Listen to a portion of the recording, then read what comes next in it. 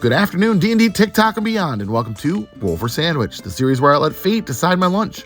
Let's go. Today I'm going to be using these red eyeball dice that were sent in by a viewer. Thanks. Let's get things started with our roll for bread.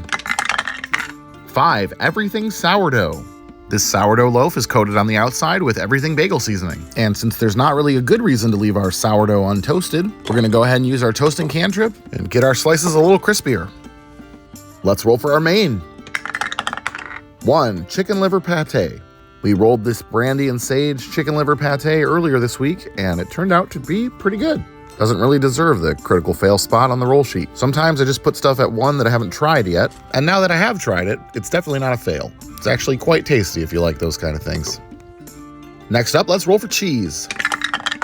6. Fontina.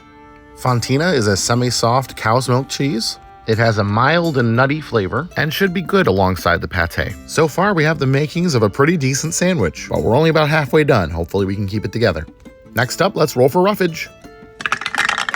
Double 8s pickled jalapenos. These tamed pickled jalapenos are a nice addition to any sandwich, giving it just a little bit of heat and a nice bit of acid. We've got some richness going on already, so that'll be nice to cut through that.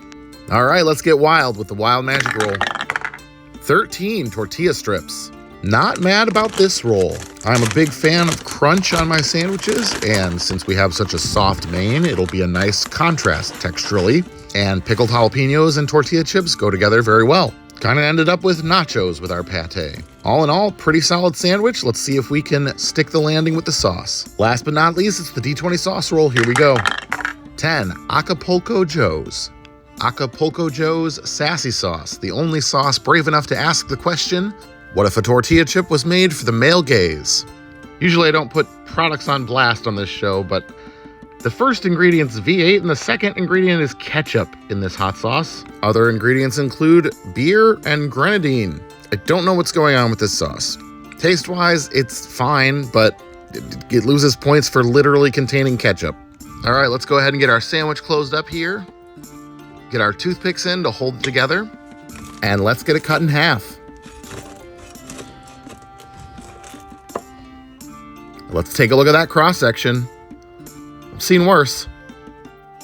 Well, after the pate, we kind of ended up with a Tex-Mex vibe for this one. Let's see how it tastes. This came together halfway decent. A little heavy on the jalapenos, but honestly, the spice and the acid is nice.